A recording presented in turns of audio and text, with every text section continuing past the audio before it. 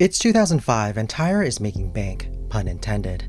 Not only was her show America's Next Top Model now a global franchise, she now also had her own daytime talk show, The Tyra Banks Show. Tyra's confidence was at an all-time high, and that was a good thing because today she would need all the confidence she could muster. Today, she would be facing someone that terrified her for years. Back then, she was an insecure young model trying to make it in an industry that was always against her because of her skin color. But against the odds, she began booking high-profile job after high-profile job. She was rubbing elbows on the catwalk with models like Christy Turlington, Linda Evangelista, and yes, even her biggest inspiration, the world's top black supermodel. In fact, the press and people in the fashion industry began to compare Tyra to her idol. That made one of them very happy and one of them very mad. It's kind of hard, being new and all these supermodels there and you don't really feel accepted. And so she's there, if they don't want to talk to me, I'm like, fine, I'll go to my mommy. In her short career, Tyra's already been embroiled in controversy. Often compared to Naomi Campbell, the press has had a field day reporting about a so-called feud between the two models. But that was a long time ago. Today, Tyra was going to be the one with the power, and she was going to confront her teenage idol on television. Instead of the regular cheering studio audience, Tyra chose to film this interview solo. Tyra read the teleprompter, her voice filling the silent soundstage as she introduced her teenage idol turned tormentor. So please help me welcome Naomi Campbell. Once and for all, they would confront their long-standing epic beef.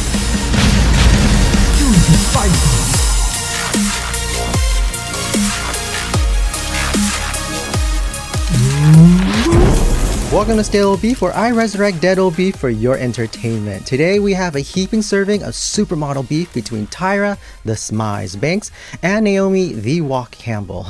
We just left our two legendary beauties as they came together for the first time in years on the Tyra Banks Show. So as soon as the interview begins, Tyra wastes no time and very quickly begins her offense, listing her grievances against Naomi, recalling moments early in her career where Naomi was less than nice to her. And I called my aunt. I said, she's right behind me. Oh my gosh, she's so beautiful. She's right here. Can you believe it? Can you believe it? Can you believe it? Just a couple of weeks ago, I was at home looking at her pictures and now I'm in a fashion show with her. But Naomi, do you remember what you said to me? You called me the B word, and you said, and we have a photo shoot to do in Anguilla, and it's not going to be pleasant if you're talking about me like that. I probably did say that. Why did you say that? Because I probably just heard the tail end or just thought it must be negative, which it wasn't negative, so now it's something new. So I'm really sorry. Naomi's defense was a mixture of downplaying events, not recalling, or suggesting that these events are not that important in the grand scheme of things. I love this industry. It's given me a lot. It's shown me a lot. It's made me travel the world and meet amazing people. But with what I'm going through in my life in the last 5 or 6 years and what I've gone through and what I've come to know in making my mistakes, in maturing with my family, with myself, with my relationships, it's not life-threatening and it's not that deep. It's not about, I didn't know myself at that age. In essence, this interview can be best summed up like this. You took everything from me. I don't even know who you are. The day bison graced your village was the most important day of your life. But for me, it was Tuesday. So I really don't think the interview went the way Tyra had imagined it in her head. For one, Naomi was sharing a lot of personal things that had happened to her in the past, like abuse, substance dependency, the passing of loved ones, which should warrant follow-up questions from the interviewer. In this case, Tyra.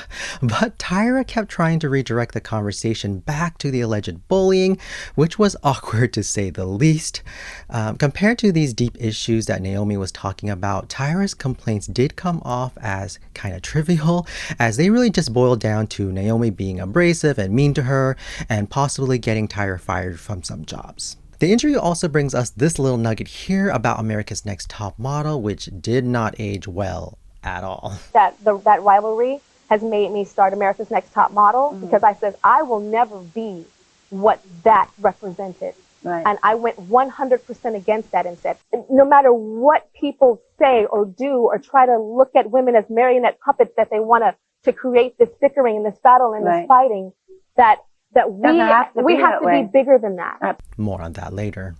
However, once Tyra brought in the studio audience after a break, Naomi did decide to offer an olive branch to Tyra. However I've affected you, or have you felt that I've affected you, I take my responsibility. And I just want to say I'm very proud of you for being a powerful Black woman sitting here and doing what you're doing. And please continue. Okay, Thank you so much. In my opinion, it was a bit of a non-apology there, but regardless, an uneasy truce seemed to be made, and it seemed to be real as Tyra and Naomi were photographed a few times together in the following years at events in 2005 and 2007. So we may never know the reality of what occurred back in the early 90s, and the truth tends to lay somewhere in between when two parties have their own perspective. However, we can look at documented behavior to form an educated opinion. When it comes to Naomi, she unfortunately has a long history of anger issues and altercations. In fact, Naomi has been accused at least 11 times of violent acts towards employees, associates, cab drivers, and yes, even police officers, and was convicted of assault 4 times. Most notoriously, in 2007, she was convicted of throwing a BlackBerry at her housekeeper, hard enough that it required 4 stitches. Naomi was ordered into anger management classes and sentenced to 5 days of community service, where she showed up looking like this, and then on the last day, like this. She also documented her week of community service for W Magazine in a pictorial feature called The Naomi Diaries. And she even cashed in on her conviction with a commercial for Dunkin' Donuts. Dunkin' Donuts knows it's not easy being a regular, everyday suburbanite. To prove it, we tried this experiment with supermodel Naomi Campbell.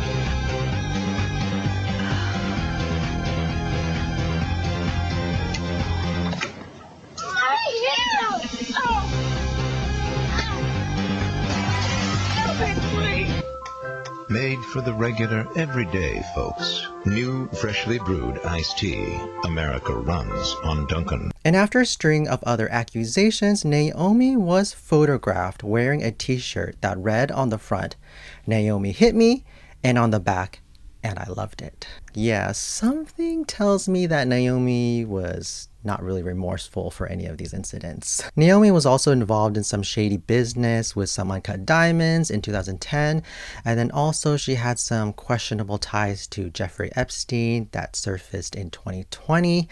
But as there is really no proof that Naomi was aware or party to any crimes being committed, and because these subjects are frankly just too dark for this silly little video that I'm making, I'm not going to go into detail about them, but you can Google away if you wish about those things. Throughout all of this though, Naomi remained one of the top supermodels in the world, her legendary status really just growing year by year with leaps and bounds, as she continued working with all the top fashion houses when most of her peers had retired or faded into obscurity. Tyra Banks was one of those supermodels that retired, walking her last Victoria's Secret fashion show in 2005, but Tyra had no plans to fade into obscurity.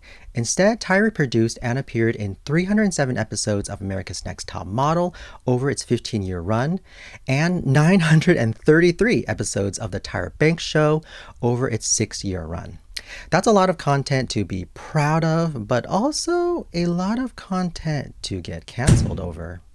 Many viewers who grew up watching America's Next Top Model and The Tyra Banks Show, myself included, started to realize that there was a lot of insane content from these shows that we overlooked in the past. These unhinged clips started circulating on social media, like this clip of Tyra yelling at a contestant for not crying after being eliminated. But you're not. Stop it! I have never in my life yelled at a girl like this. When my mother yells at this, it's because she loves me. I was rooting for you. We were all rooting for you. How dare you? Or this one, like how they pressured contestants on the show to pose nude when it was against their beliefs. Today you girls are going to be shooting nude. I'm from a small town and I'm a good girl. It's just really hard for me to know like that I'm gonna do this and like fulfill my dream but go home and have so many people mad at me. Or the dozens of clips showing the times they made girls cry with their horrendous makeovers. Seriously, we could fill an Olympic-sized pool with the amount of tears that was cried on this show. Cutting this just to cut your hair. Oh, this no. fits your face. Your face is strong enough to handle that. Cassandra, why are you crying? I love my hair. It'll always grow back. There's also the clip where they pressured a girl to close the gap in her teeth even though she liked it. And then another cycle where they pressured a girl to widen the teeth gap. She refused to have your gap closed. Do you really think you can have a CoverGirl contract with the gap in your mouth?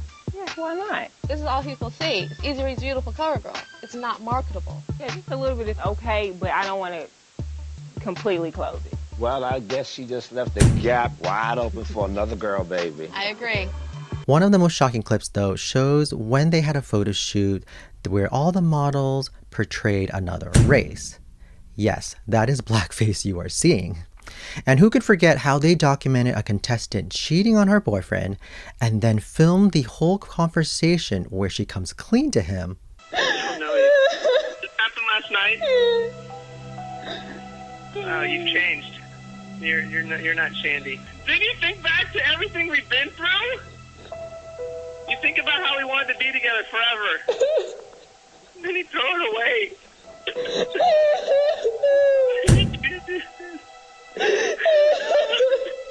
In addition to these many crazy clips, many past contestants have come out and spoken against the show, which is not surprising as this precedent was set all the way back in cycle 1 when the very first winner, Adrienne Curry, came out and said that she did not receive the prizes as promised on the show. She was supposed to receive a Revlon campaign, but all that turned out to be was her sitting in a room and trying out makeup for an executive, and that's how that contract was satisfied.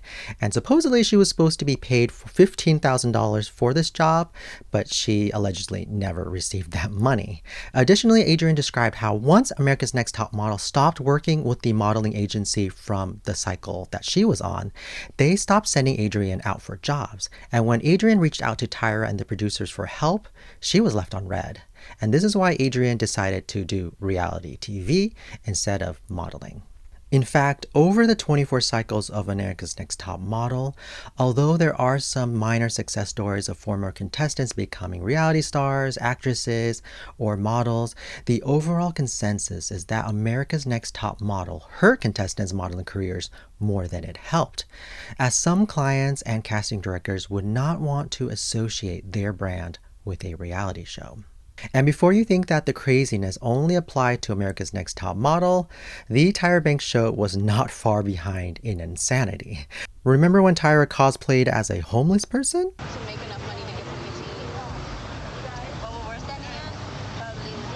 hungry. Can we have some change, sir? Excuse me, sir. Can we have some change? I feel kind of weird right now. Yeah, a little bit. Excuse me, sir. Excuse me, do you have any change? Or how about when she pulled a shallow Hal and donned a fat suit? Or whatever the holy is going on here.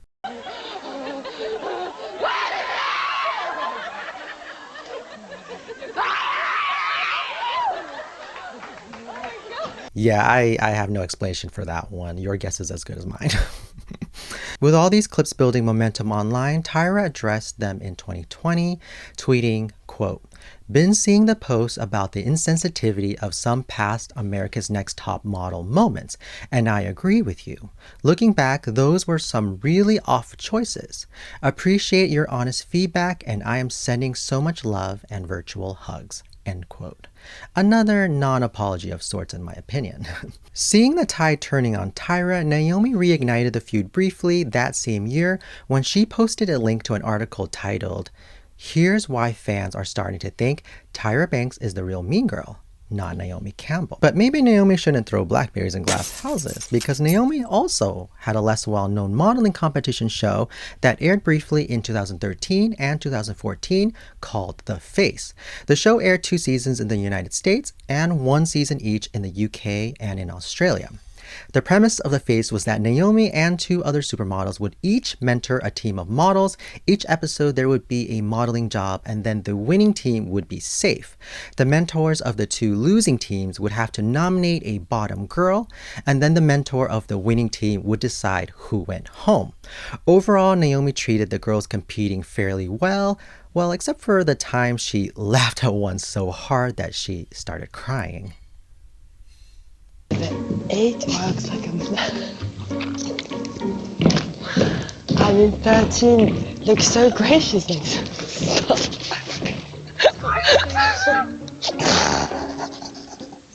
I'm crying.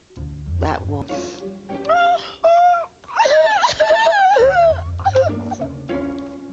To be fair, the walk was very, very funny, but kudos to mentor Erin O'Connor, who kept it professional and didn't laugh at that poor girl. When it came to Naomi's team, she did mentor them well, although she sometimes did get frustrated with them. Do you remember, start again! I'm gonna kill you! I'm gonna lose my mind! Identitetskramp. I'm really trying my hardest to stay composed, but it's so hard because Naomi's yelling and going off at us. And honestly, this is like very difficult when someone's screaming the way they're screaming and jumping and ripping out their hair, and it's just driving me nuts. However, the format of Naomi competing with the other mentors meant that more often than not, the other mentors became Naomi's prime targets. For example, on the first season of the US version, Naomi was less than pleased early on with supermodel Karolina Kurkova for sending one of her girls home. That is not right. Ouch. Ouch. Where's Naomi? She's in there. She's in there. Is she no happy? No happy. Oh my goodness. Do I have to go in? I think you do. Oh, okay. Don't even talk to me right now. Do not talk to me. Get out. Why? Out, Carolina. And when it happened again in another episode, well, see for yourself. Don't even, Carolina. You're an idiot. For me, you're a complete idiot. Sandra. Margot's been working for 8 years. Don't you think she should have been somebody by now? She was studying at the same time. She's never did it full You're time. an idiot. Girls, go to your room. We're gonna knock ass tomorrow. No, I mean, that's not true. And it wasn't just Karolina that made her mad. Supermodel Coco Rocha also displeased Naomi and was delivered this classic diss. Can we talk about yesterday's Well, what client? happened yesterday? They were mad at Ziling for lying about her. Do not say my girl lied. You better recheck your saying facts. Did she lie? That's what Billy said. For Coco to call my girl a liar when you've not even won one challenge, I don't think so. I wasn't letting that go. Not with the lipstick color you were wearing, dear. So check your lipstick before you come and talk to me, because you're wearing it. Okay. All right, girl. Let's go, Zilin. And before you say the drama was fake and just reality TV drama, neither Karolina nor Coco decided to come back for season 2, with unnamed sources reporting that it was because they did not get along with Naomi. In addition to that, Jay Leno did ask Karolina about working with Naomi when she appeared on his talk show, and Karolina responded, quote, "Being the mom of a 3-year-old prepared me for a lot of things, I guess," end quote. Wow. On the Australian version of The Face, Naomi also clashed with fellow mentor Nicole Tronfino. How can you say that? That is so rude. But I'm not acting right now, and I'm being real. I'm talking as Naomi. You're rude. I'm here in the competition.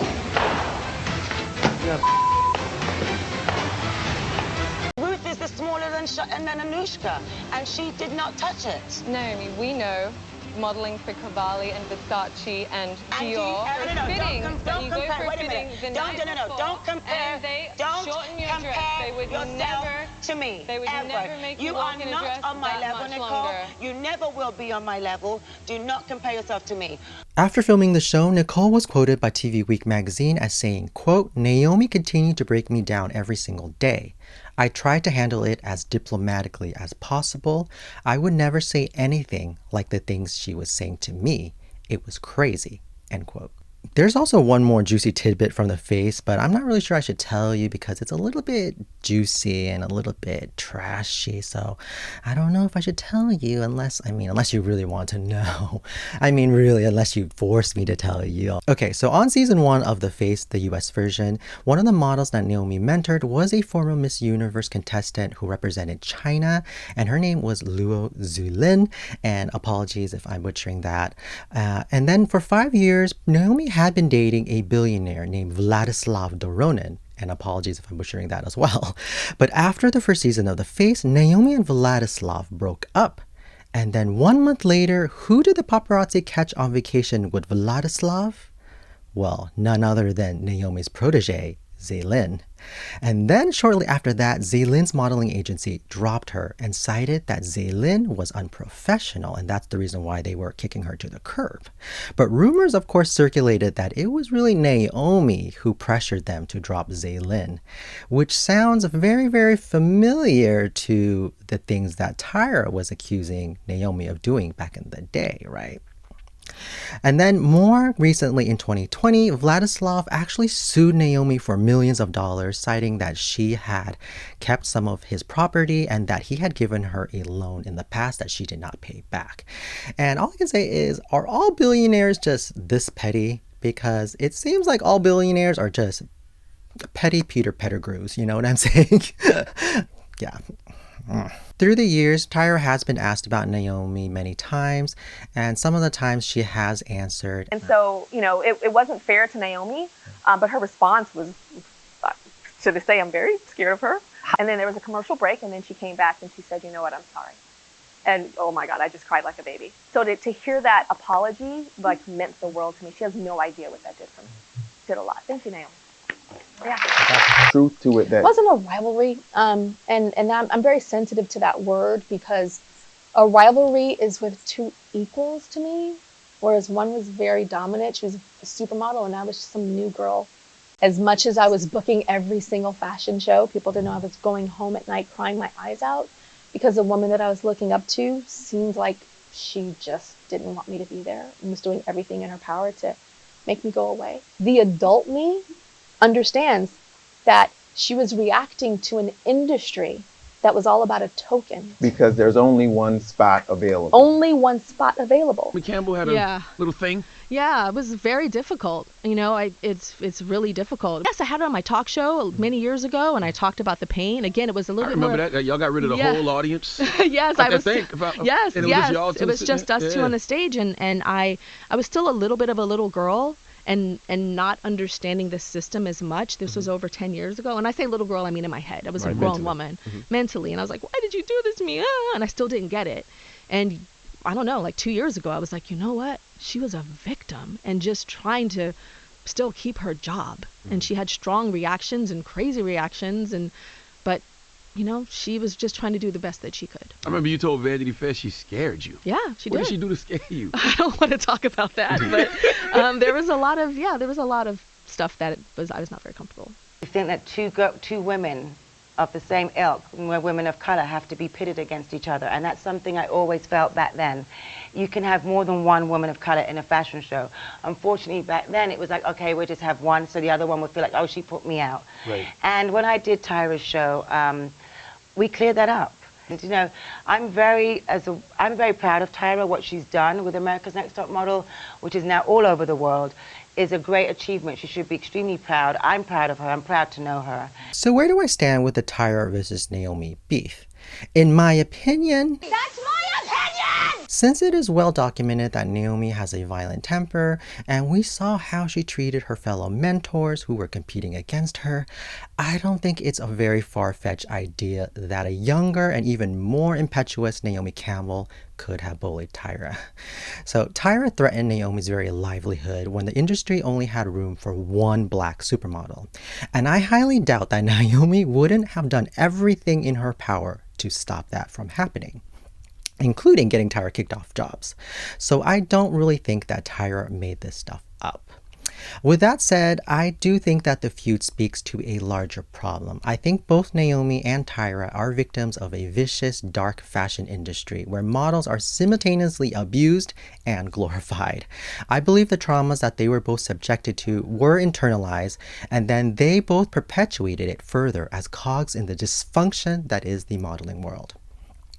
Since there are so few slots open to black models, Naomi took things out on Tyra and who knows how many other models, and then Tyra took that trauma and paid it forward to a whole generation of wannabe models, and unfortunately also to a whole generation of impressionable teenagers such as myself, who tuned in every week to absorb the trauma presented to us as aspirational entertainment.